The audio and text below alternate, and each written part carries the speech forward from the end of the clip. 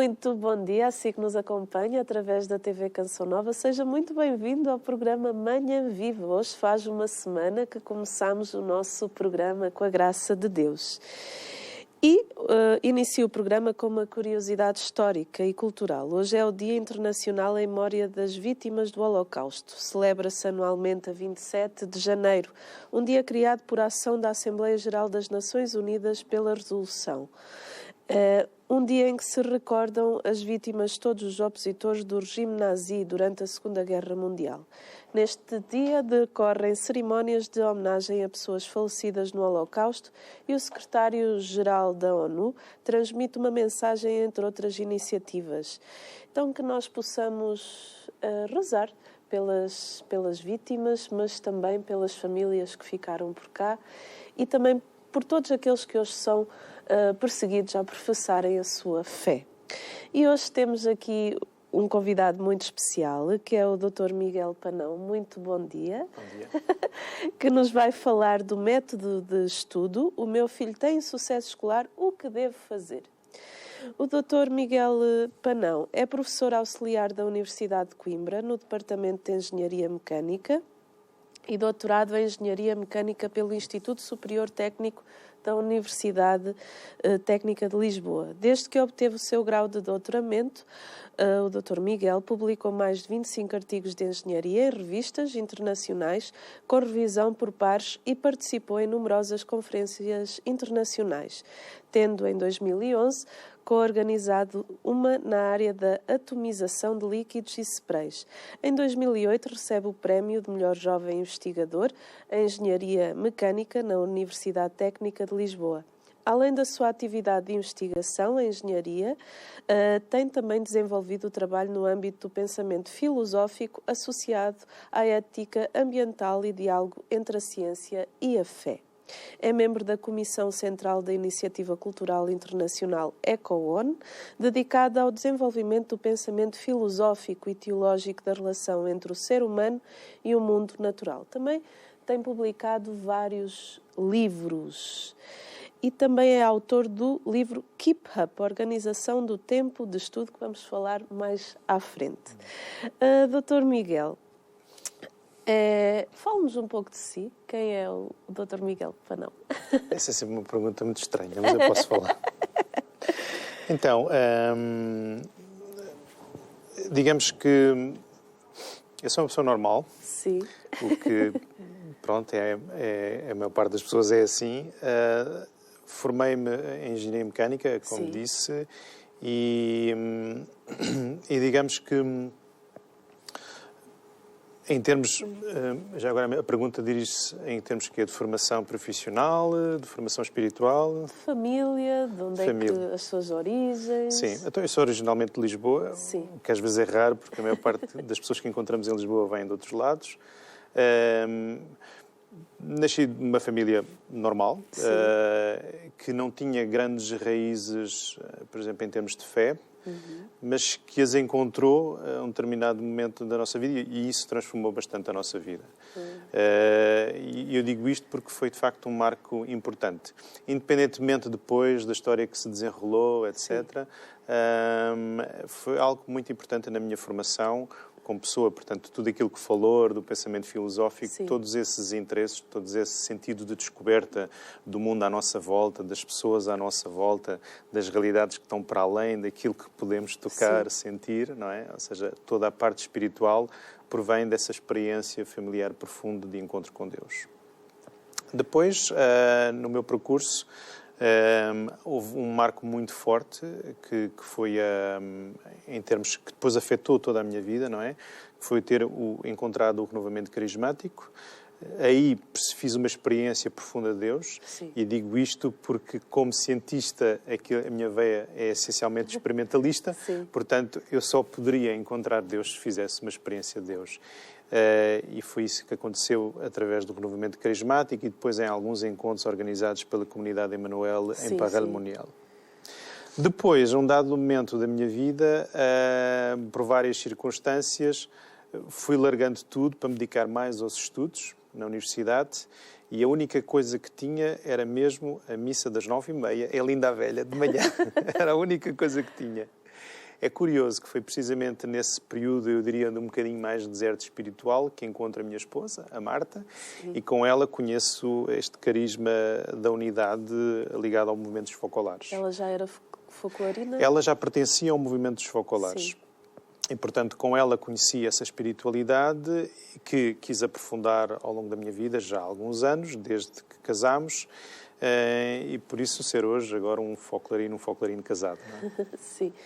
Eu digo que isso afetou profundamente a minha vida porque o facto, por exemplo, nós estarmos atualmente em Coimbra, Sim. deve-se a isso, e muitas das coisas que fiz ao nível dos métodos de estudo, daquilo que poderemos vir a falar, não é? Sim. E mesmo desses livros que falava de ciência e de fé, tem muito a ver com este carisma que encontrei na minha vida. Sim.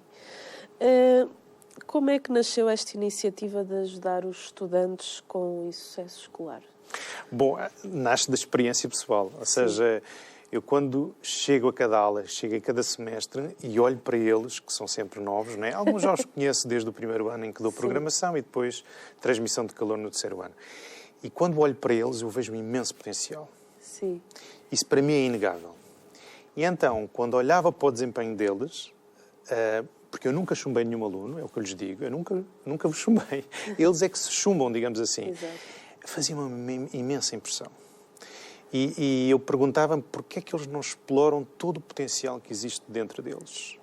E foi daí que coloquei uma pequena hipótese de que se calhar as coisas que estavam a acontecer não dependiam tanto daquilo que se passa dentro da aula, também, mas Sim. não só, mas sobretudo daquilo que se passa fora da aula. E então foi aí que comecei a explorar com eles uma série de coisas de deportividade que, entretanto, ia lendo e ia partilhando com eles. E isso depois deu origem a esta iniciativa que eu agora chamo de saber aprender. É possível um estudante ser produtivo sem esforço? Não, obviamente. É impossível. Claro que não. Não, mas é impossível por uma razão muito simples. E isso, por acaso, foi um estudante até que me alertou para isso. Ele disse assim, o professor devia ver este vídeo. Esse vídeo era alguém, não me recordo o nome, que falava de um trabalho de Daniel Kahneman. Kahneman é um psicólogo que ganhou o Prémio Nobel da Economia, curioso, não é? Mas pelo trabalho que fazia da psicologia. Em que ele falava que a nossa modo de pensar, há um pensar rápido e há um pensar lento. E enquanto que o pensar rápido é expedito, é aquilo que, quando nós vemos as contas de supermercado e fazemos uma conta por alto, ou quando nos fazem uma pergunta nós damos logo uma resposta, o pensamento lento é aquele que exige mais esforço, não é? Sim. Se eu perguntar à Sandra, sei lá, 7 mais 3. Sim. 10. Vem 10. Se eu dissesse 7 vezes 3. Pois. 21. E se eu dissesse 7 a dividir por 3? Aí já era complicado. Pior ainda, não é? Então o raciocínio é, 7 é 6 mais 1, 6 sobre 3 dá 2, 1 terço é 0.3, logo dá 2.333. Ou seja, exige um pensamento muito mais... E quando nós estamos nas aulas é assim. Ou seja, são coisas novas, às vezes são coisas complexas. O desafio de um professor é tentar torná-las acessível, mas sem perder o nível de profundidade que é importante atingirem, não é? Só para eles conseguirem entrar... mas depois eles têm que fazer aquele esforço, não é? E às vezes alguns têm dificuldade em lidar com este esforço, com o olhar para uma equação no quadro e pensar, o que é que ele está para ali a dizer, ou o que é que ele está... E isso muito depende daquilo que aconteceu antes. Dormiram bem? Pois. Estão a comer bem? Fazem exercício? Que estilo de vida é que têm, não é?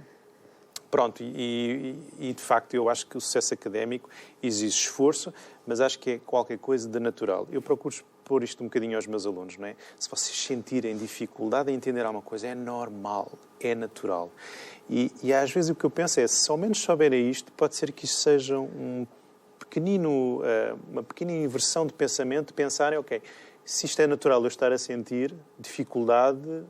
sentir às vezes um bocadinho seca ou um bocadinho em baixo, se isso é normal, ok, então o que é que eu posso fazer para ultrapassar? Exato. Portanto, a ideia de eles tomarem consciência de que é normal exigir esforço, então pode ser que isso seja uma pequenina ponte para passarem para o outro lado e inverterem a situação e dizer o que é que eu posso fazer agora para melhorar. É porque hoje também a sociedade nos passa que não existe dificuldades, que nós conseguimos entender logo tudo à primeira e se estamos a sentir isso quer dizer que já é errado.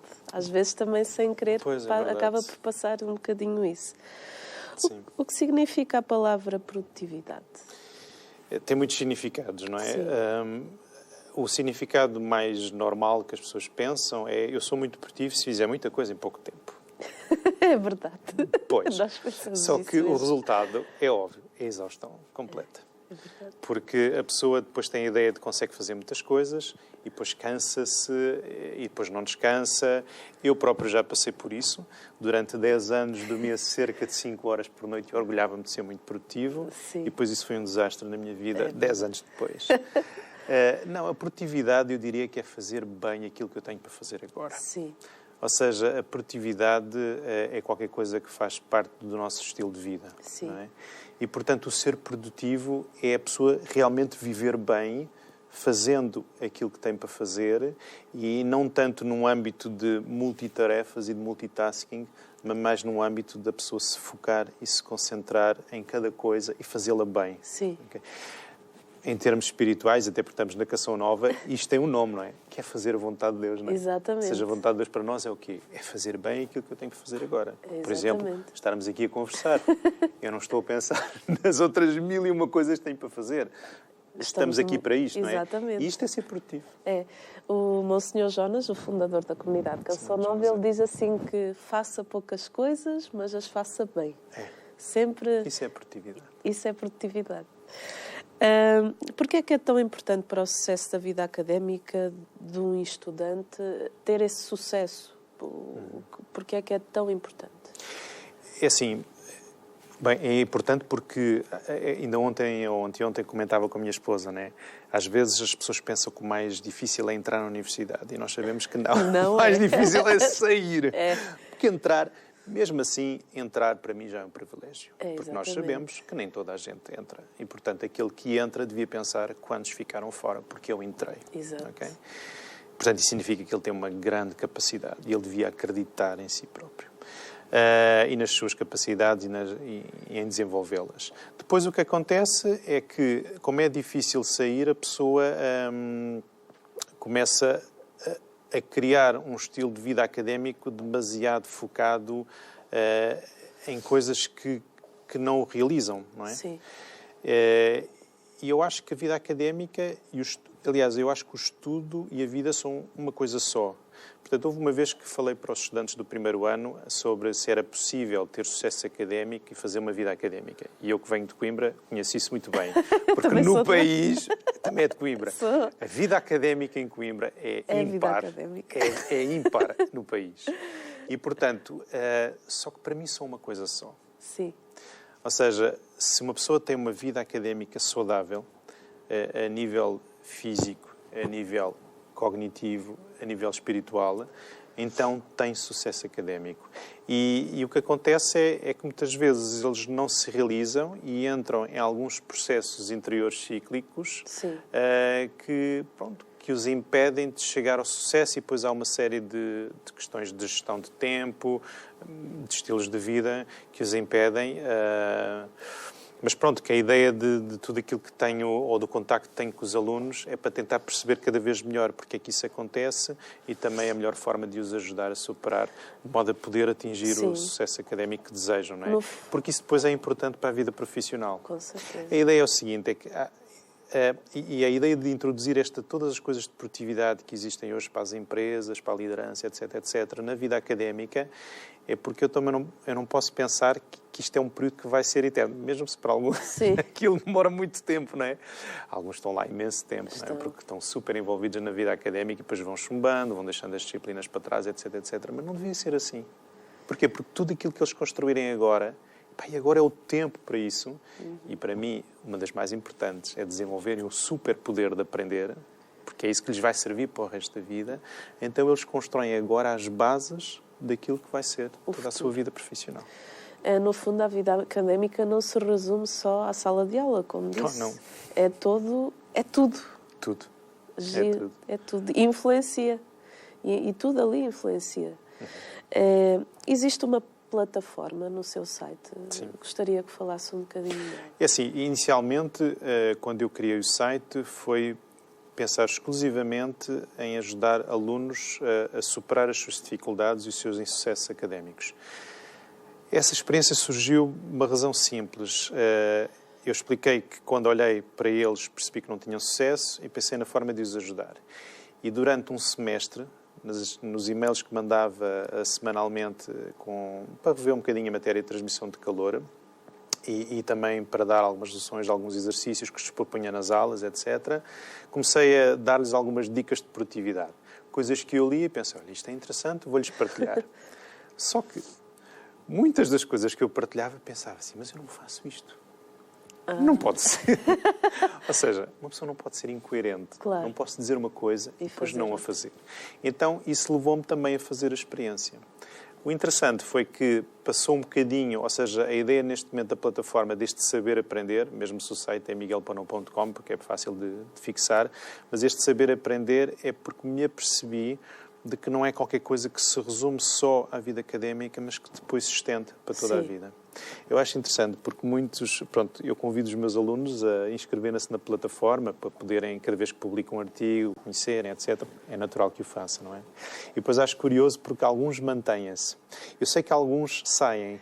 Aqueles que saem eu fico a pensar, bem, eu espero que eles tenham descoberto uma série de coisas que eu ainda estou a descobrir. Porque, por exemplo, na altura, quando fiz o Keep Up e o livro que saiu, quer dizer, havia tanta coisa que eu não sabia.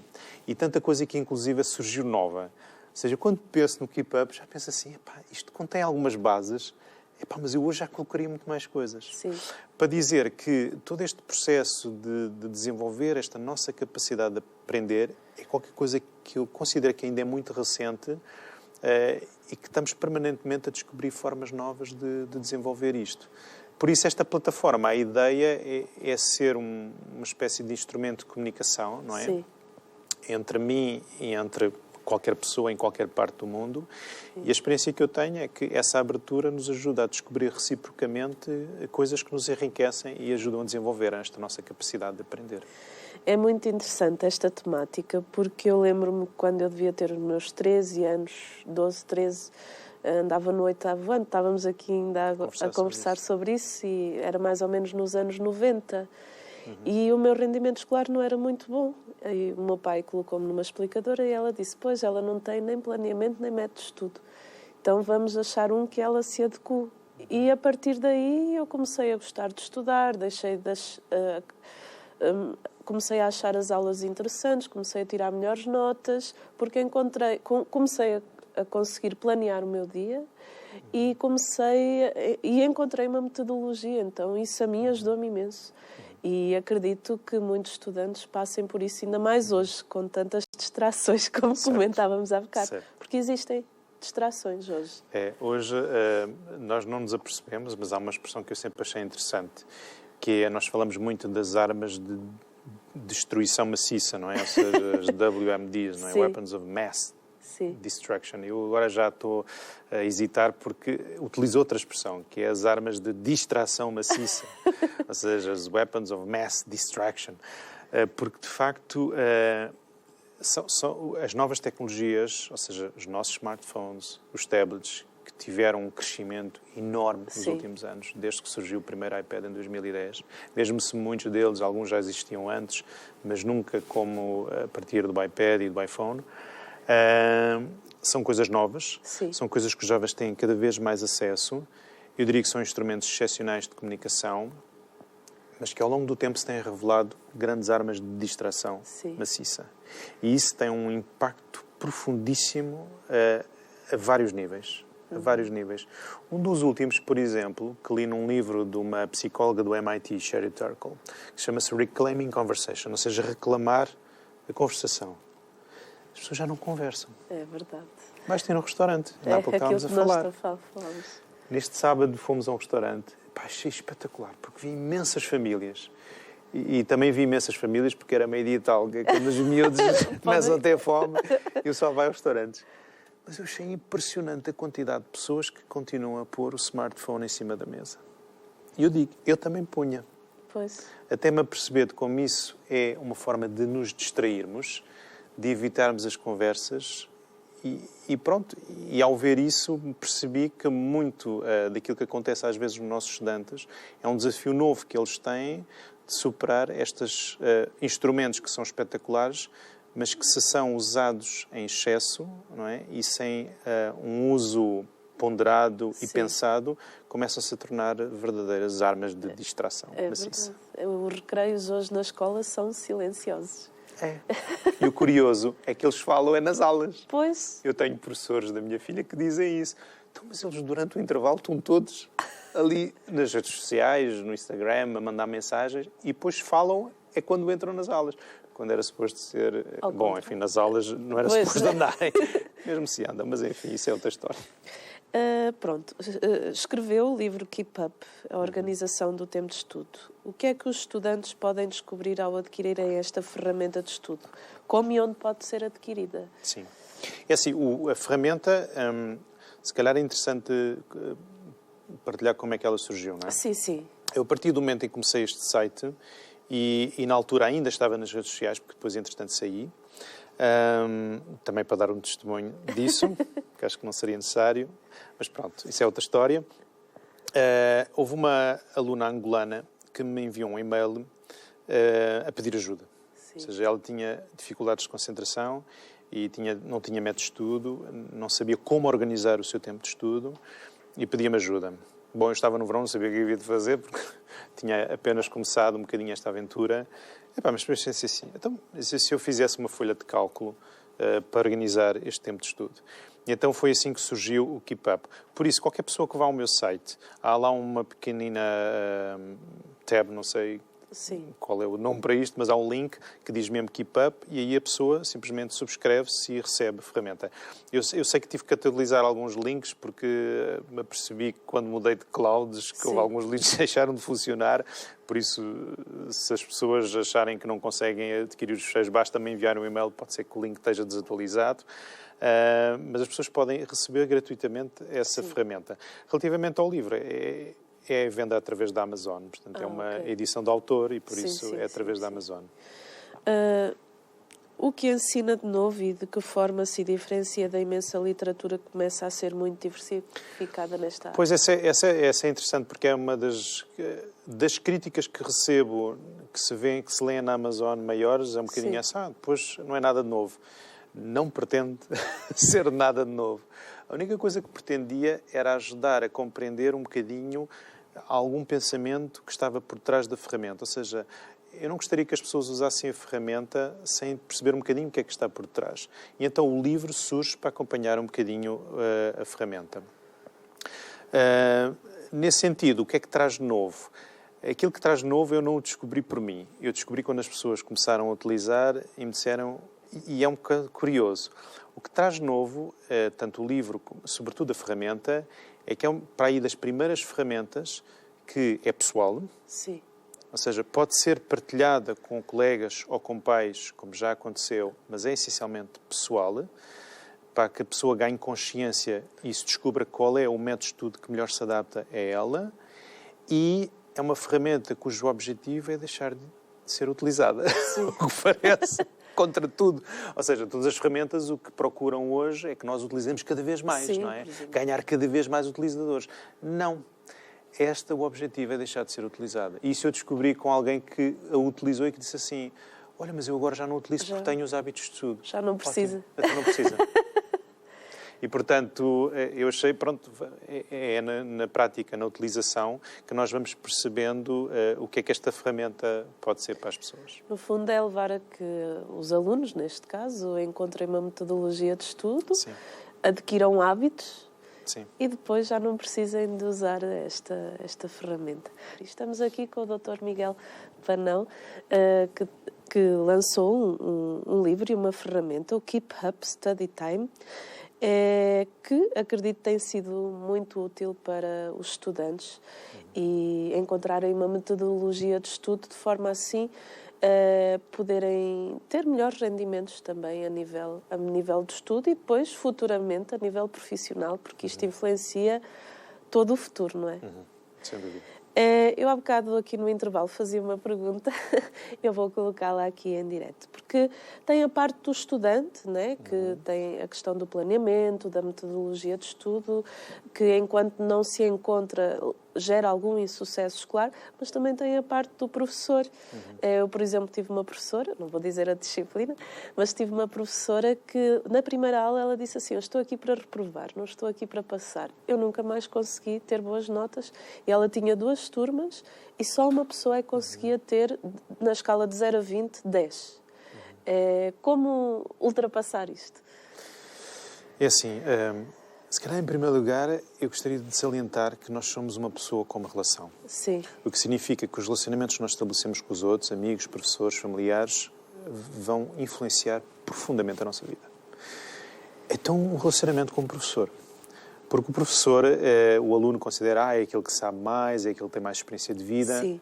Portanto, se esse relacionamento não existe, se não é saudável, isso tem um impacto profundíssimo sobre a vida académica de qualquer estudante. Sim. Seja ele da primária, do secundário, da universidade, em qualquer fase da sua vida. Não é? E por isso é muito importante para nós, professores, não é? Sim. E eu já fui estudante, e lembro-me bem do tempo de estudante, eu lembro-me também de algumas dificuldades com alguns professores, agora sou professor, e portanto eu tenho muitos alunos com quem consigo conversar e eles sentem-se abertura para poder falar comigo, porque procuro criar essa abertura. Aquilo que eu tenho visto, eu já o faço naturalmente. Sim. Por isso, não é? Porque gosto de primar pelos relacionamentos. Às vezes nem sempre tenho sucesso nos relacionamentos que crio, mas pronto, isso faz parte também do meu desenvolvimento pessoal. Mas no caso dos estudantes, tenho verificado como isso tem um profundo impacto, eu diria não só na vida deles, mas na minha vida também. Sim. Às vezes acho que as pessoas não pensam nisso. Eu quando eu digo as pessoas, às vezes nós professores não pensamos nisso. Pois. O relacionamento que eu tenho com os meus estudantes vai ter uma profunda influência também sobre a minha vida. Às vezes fala-se só do ponto de vista do estudante, mas e do ponto de vista do professor? Eu lembro-me que uma vez alguém me fazia um comentário de tipo, o professor universitário não faz nada. Ai, meu Deus. Eu quando pensava nos 200 exames que tinha para corrigir, cada exame com 6 exercícios, eu não faço nada. Por amor de Deus, não tenham essa ideia. E para preparar uma hora de aula, as pessoas fazem ideia de quanto tempo é que eu gasto? Pois. Quer dizer, agora, quando se tem a mesma disciplina, começa a ser menos. Mas eu, como procuro sempre me superar a mim próprio, eu gasto às vezes uma semana, a minha esposa às vezes gasta uma semana a preparar uma aula. Será que os estudantes têm a noção disso? Pois, isso é importante. Portanto, o relacionamento com os estudantes, onde é que entra? Entra porque dá entusiasmo também ao professor de ensinar. E um professor que perde o entusiasmo, eu acho que perde a sua vocação. É verdade. E isso nota-se depois no desempenho académico dos estudantes e também no nosso desempenho como professores. Portanto, o relacionamento é fundamental. Quer isso dizer como é que um aluno se deve comportar quando encontra um professor com quem tem dificuldade em estabelecer esse relacionamento? O que eu costumo dizer aos meus estudantes, quando às vezes entramos em conversa e falamos sobre isso, é vais conhecer muitas pessoas na vida que vais ter dificuldade de relacionamento. Exato. Aproveita isso para estudares o modo de superar. E às vezes o que eu penso é que os estudantes reduzem o estudo à matéria. O estudo é o estudo dos relacionamentos, o estudo de si próprio também. Sim. Lá está, quando falávamos em método de estudo, cada pessoa tem o seu método de estudo. Eu atualmente digo aos estudantes, olha, estuda-te. Estás só preocupado a estudar matemática, física, transmissão de calor, estuda-te. Não é? Se te chamas José, estuda-te, José. Ou seja, e então, no caso do relacionamento com o professor, é estudar o relacionamento com estas pessoas difíceis. Sim. Que normalmente começa por quê? Bom, eu se tenho uma dificuldade de relacionamento, como é que eu posso restabelecer um relacionamento? Bom, se calhar primeiro por aquilo que nos une. Tipo, o que é que esse professor gosta? E não é a questão de agradar o professor, mas é de criar uma pequenina ponte que me ajude a entender porque é que ele é da maneira como é. Uhum. Porque a ideia que eu tenho é que se eu entender melhor como é que um aluno é, ou se o aluno entender melhor como é que cada professor é, se calhar aquilo que parece uma dificuldade acaba por ser, é só uma máscara. É. O que está por trás é muito mais interessante. E às vezes aquelas coisas novas que sobem são extraordinárias. E isso leva-se para a vida. Nesse caso é o professor, mas é o resto. Vai encontrar um patrão assim, se calhar, um colega de trabalho assim, e aí vai ajudar para a vida futura. E também é importante esta questão da confiança. O aluno precisa de sentir que o professor confia no seu potencial. Sim. Isso sim. é muito importante. E que importante. acredita no seu potencial. Exato. Porque a sensação que eu tenho, e de alguns alunos eu tive essa experiência, é de que eles não acreditam no seu potencial. E eu acredito mais do que neles.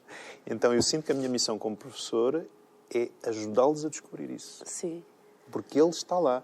E porquê é que eu sei que ele está lá? Porque eles entraram na universidade e houve muitos que ficaram de fora.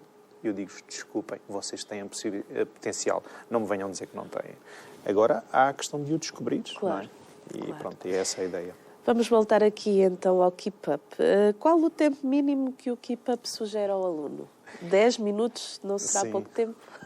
Isso parece ridículo, mas se calhar é uma pequena ponte, porque se uma pessoa pensar que é 10 minutos, 10 minutos eu consigo. Ou seja, 10 minutos vem de um neurocirurgião norte-americano, que é o John Medina. Ou seja, é uma transposição de uma ideia. Funciona? Bom, enfim, não sei. Cada estudante depois deve perceber o que é que funciona melhor para si. Mas a ideia é que este John Medina verificou, ou perguntou mesmo aos alunos, qual é o tempo máximo que vocês conseguem ficar concentrados numa aula sem se distrair? E os alunos disseram 10 minutos. E, entretanto, ele começou a perceber, e de facto eram 10 minutos. Ou seja, se ao fim de 10 minutos um professor não fizer nada diferente, o aluno vai começar a decair. Mas é normal. Sim. Não é pelo professor, nem sequer é pela disciplina, nem pelo aluno. É porque é normal, por causa daquele esforço cognitivo, etc, etc. Portanto, o tempo de estudo de 10 minutos é simplesmente um ponto de partida. Depois a ideia é, não consegues 10 minutos, é muito. Ok, reduz. O quê? É pouco? Aumenta. Mas a ideia é que seja um ponto de partida, porque essa foi a ideia da ferramenta. Aquela aluna angolana não sabia por onde começar. Eu simplesmente dei-lhe um ponto de partida. E depois a ideia é que cada um descubra se deve aumentar e se deve diminuir. Atualmente eu li num livro que, de facto, para um estudante universitário, se calhar o mínimo devia ser cerca de 50 minutos. Sim. Mas, na altura em que o livro foi escrito, eu acho que não havia tanta entrada das novas tecnologias na vida cognitiva dos alunos. Pois. Não sei se sabe, em média, qual é o tempo que um aluno consegue manter-se concentrado sem ir ao Facebook. Não. Em média, houve um estudo que disse que é, mas uma ideia. Deve ser uns 10 minutos, 15. 6. É muito pouco. Yeah. Em média. Há uns que aguentam mais, há uns que aguentam menos. Mas 6 minutos. Portanto, é menos do que os 10. É. Quer isso dizer que a ideia é, e isso é uma das ideias que eu procuro também desenvolver no site, é quando existe uma tarefa que é difícil, às vezes é importante nós partirmos a tarefa em coisas pequenas. Não é? Porque se calhar uma coisa pequena eu consigo fazer. Então, se eu conseguir fazer essa coisa pequena, eu tenho um sentido de realização. E isso dá-me motivação intrínseca para fazer a próxima. E assim sucessivamente. Portanto, 10 minutos é só um ponto de partida. Entendi. Como sugere que seja feita a automonitorização do estudante para que seja feita com sucesso? Sim. A automonitorização, que é a segunda parte da ferramenta, é muito simples. É se estudei, meto 1 lá na folha de cálculo, se não estudei, meto 0. O que é um desempenho de 100%? E atenção, eu digo desempenho, não digo eficiência, porque as eficiências vão até 100%. Um desempenho digamos, uma medida daquilo que eu consigo atingir relativamente ao meu objetivo, não é? E então a ideia é, um desempenho de 100% que eu recomendo é, se eu tenho numa semana 3 vezes uma disciplina, eu devia estudar no mínimo 3 vezes para essa disciplina. Okay? Pode ser no próprio dia de disciplina, pode ser no dia seguinte, pode ser no dia anterior, depois cada estudante vê o que se adequa melhor, que é qualquer coisa que ele define na primeira parte desta ferramenta. Na segunda parte, é um bocadinho esta, é a pessoa ter uma autonoção do seu desempenho. Por exemplo, um exemplo que não tem nada a ver. Sim. Se eu tivesse no meu duche qualquer coisa que dissesse a quantidade de água que eu estou a gastar, quanto de CO2 é que eu estou a gastar, ou melhor, quanto de CO2 é que eu estou a retirar a outros, não é? Se calhar a pessoa começaria a ter banhos um bocadinho mais curtos, não é? Porque, de facto, é preciso aquecer a água, gasta-se água, etc. Portanto, a ideia do autodesempenho é cada estudante ter uma consciência ou ganhar consciência plena, não é? Daquilo que está a ser o seu desempenho. Se está a ser um bocadinho inferior a 100%, então começa a perceber, se calhar tenho que fazer mais por estudar um bocadinho melhor, não é? Se está a ser superior a 100%, tranquilo, estou de vento em pompa, devo continuar e tenho alguma margem. Sim. Portanto, a ideia do autodesempenho é a pessoa ganhar uma consciência daquilo que está a fazer. Quais são as diversas técnicas de produtividade que existem e se são aplicadas à organização do tempo de estudo? Assim, existem múltiplas técnicas de produtividade, ou seja, a pessoa, por exemplo, dividir em várias listas de tarefas e cumprir essas listas de tarefas, ou então técnicas que não são propriamente aquilo que a pessoa deve fazer, mas o estilo de vida que deve criar para poder responder a fazer bem aquilo que deve fazer agora. E aí entra todo tipo de coisas que às vezes não têm nada a ver com o estudo. Sim. Pode ser o sono, pode ser aquilo que come, o exercício que faz, o relacionamento com os outros, um uso correto e se calhar mais minimalista das novas tecnologias, ou seja, que elas sirvam para aquilo que nos dá realmente valor, que é a filosofia do minimalismo digital, também deste Cal Newport. Portanto, há uma série de técnicas que as pessoas podem explorar e que eu sei que alguns alunos exploram, não é? Eu, cada vez que vejo um aluno a correr, não é? Ele está a explorar esta técnica do exercício. Cada vez que vejo um aluno a caminhar, ou às vezes até professores, tenho um colega meu que faz imensas caminhadas. É incrível. E eu acho que ele é um exemplo. E eu não me canso de lhe dizer, porque eu acho que ele deve continuar. Porquê? Porque nós, ainda por cima, em Coimbra, no Polo 2, onde está o Departamento de Mecânica, temos à nossa volta uma floresta. Eu vejo eles, eu sei, a conversar, o que é espetacular. Mas às vezes os alunos podiam aproveitar esse espaço para poder caminhar. Porque caminhada o que é que faz? Ajuda a bombear o sangue, não é? Para o corpo, inclusive para o cérebro, e eles passam a ter melhor desempenho porque têm uma maior oxigenação do cérebro. É esse o efeito do exercício, não é? E por isso é que existem uma série de outras coisas que, se reparar bem, são coisas que depois nos servem para o resto da nossa vida, não é? E que são tais técnicas de produtividade que podem ajudá-los a melhorar. Eu, por exemplo, quando estava na faculdade e tinha muitas coisas para estudar, e quando eu via que a coisa não estava a render no estudo, eu assim, pegava no meu cão e ia caminhar. Fantástico. Eu vou caminhar porque isto não está a dar certo, preciso espairecer. Aí depois da caminhada eu voltava para casa e a coisa corria lindamente bem. Essa é uma das técnicas. E eu ficava assim, pronto, agora já está a encarreirar. E aí, ou então às vezes quando eu estava muito cansada eu dormia 15 minutos. 15 minutos. Essa é outra técnica. E olha, aqueles 15 minutos eu tinha sido refeita. E aí o estudo começava a render. Cafés eu não posso tomar, e eu acho que também não é bom, porque acaba por viciar, e eu não podia. Os meus colegas era tudo a café. Mas eu assim, bem, eu não posso tomar café, eu tenho que arranjar outras formas. E às vezes... O café pode ser útil. Pode. Por uma razão simples, mas tem que ser no momento certo. Por exemplo, é aquilo que eu às vezes chamo que é um nappuccino. Nappuccino vem de nap, sesta, né? E o puccino. Que, no caso do estudante universitário, é complicado e não é que seja recomendável. Mas se no fim de semana ele conseguir fazer isso, ou num período de exames, é o seguinte, é que o café demora cerca de 20 a 30 minutos a fazer efeito. Porque a ideia do café é, de facto, fazer um estímulo cerebral que a pessoa abrir e ter todas as ligações sinápticas que precisa para poder estudar. Mas como demora esse efeito, se a pessoa fizer uma cesta de 15 a 20 minutos antes, ou seja, imagine, depois do almoço, toma café, faz a cesta, quando acorda, há estudos que dizem que tem mais 1 hora a 2 horas de produtividade. Olha só. Porquê? Porque tem o efeito do sono e tem o efeito do café. Eu café, pronto, não posso tomar porque eu fico mal disposta. Podem tomar. Sim.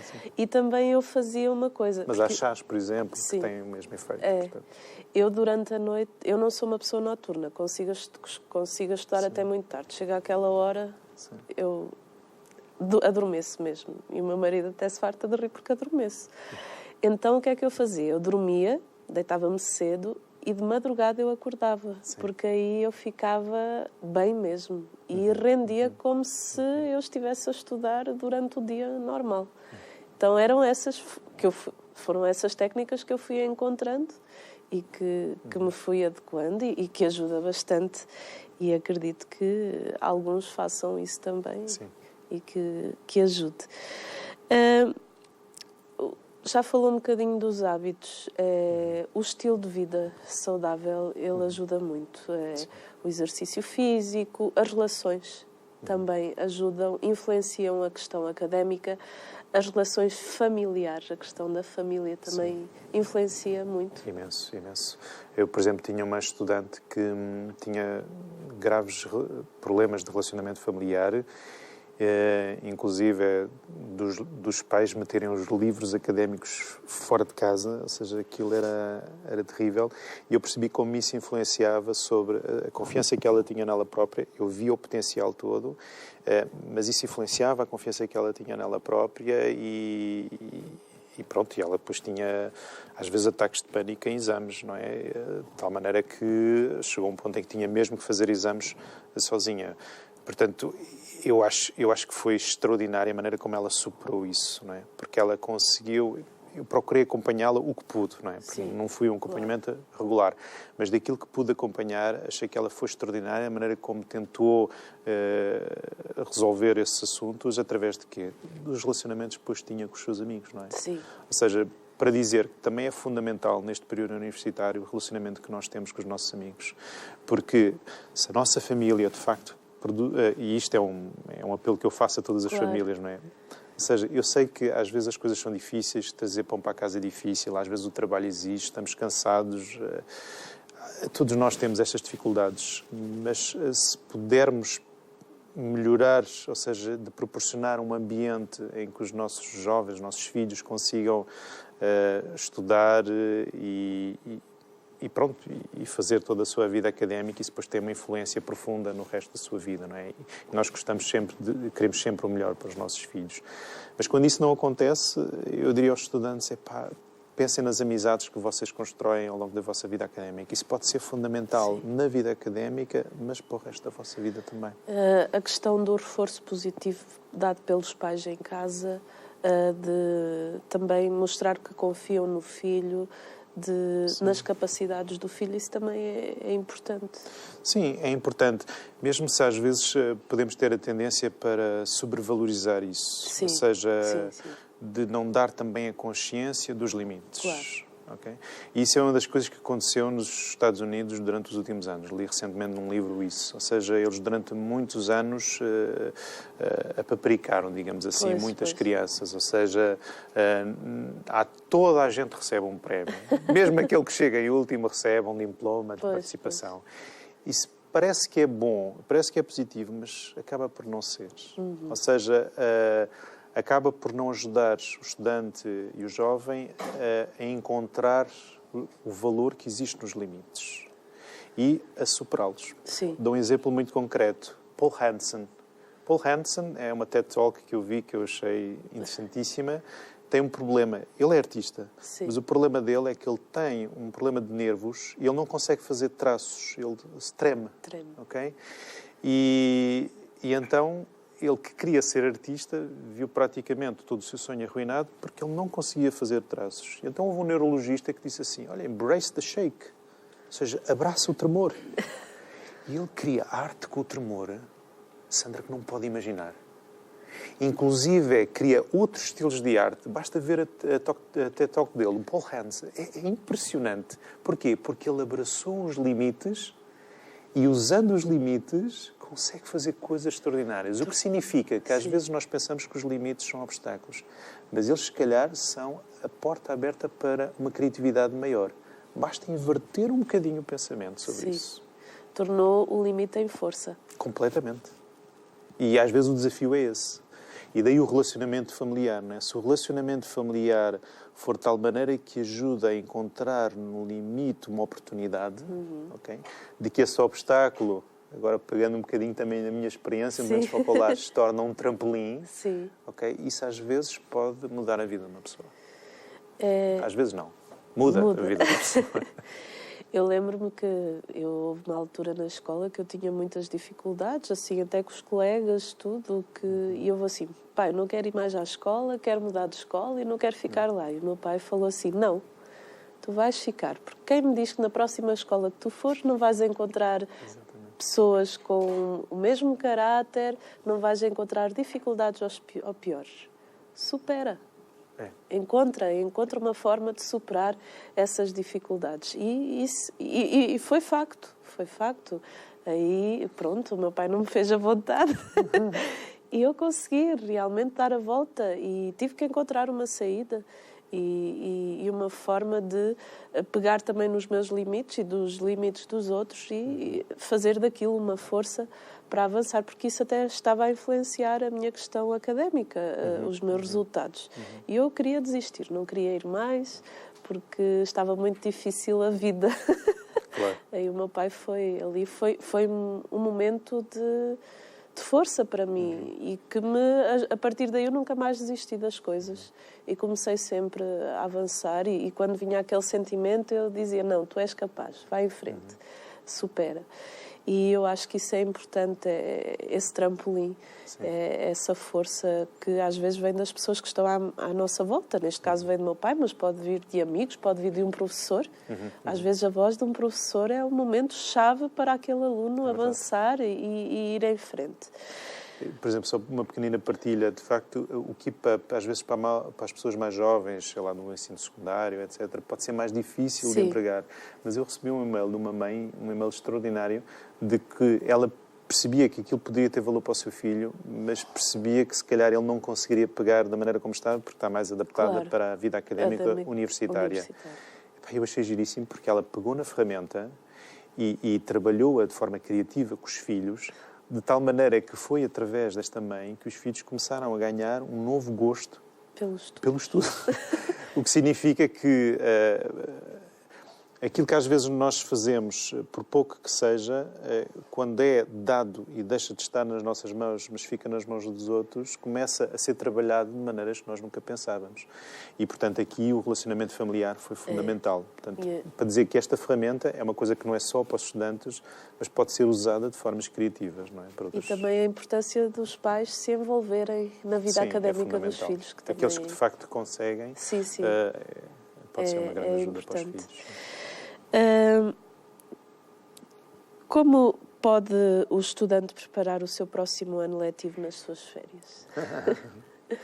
Sim, eu uma vez lembro-me de ter refletido um bocadinho sobre isso, se calhar porque estava a pensar também como é que eu posso preparar para o próximo ano letivo. É assim, a ideia é, durante as férias não existem tantos compromissos regulares, ou seja, durante o ano letivo eles têm horários a cumprir, têm as aulas, têm o estudo, os exames, os testes, etc. Portanto, é mais difícil, não existe tanta liberdade. Bem, as férias às vezes é o contrário, existe parece que liberdade a mais. Mas eu diria que isso é uma grande potencialidade para desenvolver os hábitos que podem servir para o resto do ano letivo. Sim. Aquilo que falava de levantar assim, um bocadinho mais cedo. Parece que as férias eu apetece-me levantar mais tarde. Mas se calhar isso é aquilo que é a minha dificuldade, é que eu não me consigo levantar. Então, por que não durante as férias encontrar um sono regular? Que é aquilo que hoje se estuda, que reduz a ansiedade, reduz os ataques cardíacos e dá-nos uma saúde. Porquê? Porque dormir tem 3 aspectos fundamentais que as pessoas às vezes nem sequer se apercebem.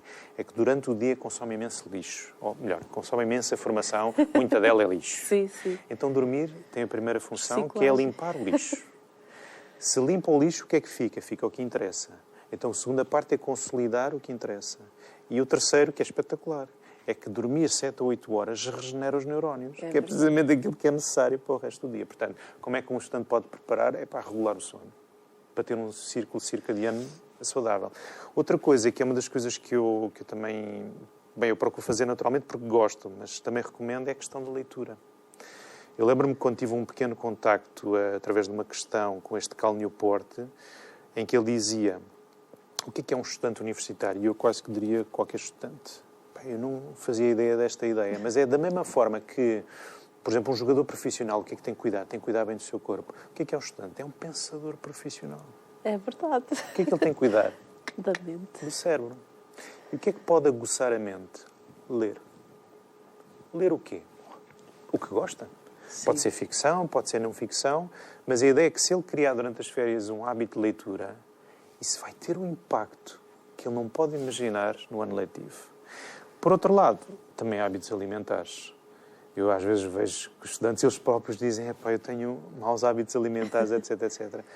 Eu próprio também tinha maus hábitos alimentares, mas de facto, criando estes hábitos, ter bons hábitos alimentares, é uma coisa que depois ajuda no próximo ano letivo. Dos açúcares, Dos açúcares, por exemplo, um dos alimentos que os meus estudantes já sabem, cada vez que eu chego à aula, tiro uma caixinha e tiro este mago, que é a água. Eu gosto que eles bebam água, né? A água ajuda um bocadinho a libertar todo o corpo, toxinas e tudo. E a questão do alimento é as nozes. Eu gosto muito de nozes. Porquê? Porque a nozes tem um ácido gordo que estimula a produção de mielina. A mielina é uma massa branca que os nossos neurónios, portanto, nós quando pensamos, os neurónios estão a disparar, não é? Claro. E disparar significa haver impulsos elétricos desde um neurónio até o outro. O que é que acontece quando eu tenho pouco sono, tenho uma má alimentação? Eu vou deteriorando a mielina. Por isso é que eu tenho dificuldade em pensar. Então, ao estimular a mielina, estimular a produção desta massa branca para que o impulso elétrico entre um neurónio e o outro seja mais fácil de se dar. Portanto, isso vem de uma alimentação saudável. E essa baixa de produção de mielina também afeta a questão do esquecimento. Tudo, exatamente. Ou seja, depois ele tem dificuldade em lembrar-se, para além de outras coisas um bocadinho mais normais, como uma das coisas que eu exploro com os meus alunos, que é a curva de esquecimento. Não é? Ou seja, nós quando aprendemos uma coisa, a ideia é que vamos esquecê-la ao longo... Isto foi um estudo de Ebbinghaus. Portanto, é uma coisa que é natural. Combater a curva do esquecimento significa, de vez em quando, a pessoa lembrar. Daí a importância da prática deliberada, que também foi estudado como uma das formas de produzir e de restabelecer esta mielina. O nosso programa está a chegar ao fim. Parece que ficámos a meio. É verdade. Eu acho que o Dr. Miguel Panão tem que vir cá no outro programa para nós continuarmos esta conversa, que eu acho que é tão importante para os dias que correm e não só para os estudantes, mas para os pais também estarem informados e já que existe esta ferramenta, vamos, por que não, apresentá-la aos filhos e colocá-la em prática nas nossas vidas. E o nosso programa termina e eu quero agradecer também a presença do Dr. Miguel Panão. Eu agradeço o vosso convite. A sua disponibilidade e agradecer também a sua presença, agradecer também a todos os benfeitores que apoiam esta obra de evangelização, lembrando que este programa só existe porque você apoia. Então, se quiser tornar um benfeitor, ligue para 249-530-600 e torne-se um benfeitor desta obra. Ajude-nos a fazer o bem, ajude-nos a evangelizar. E fica agora às 11 horas com a missa diretamente do Santuário de Fátima. Até ao próximo programa, se Deus quiser.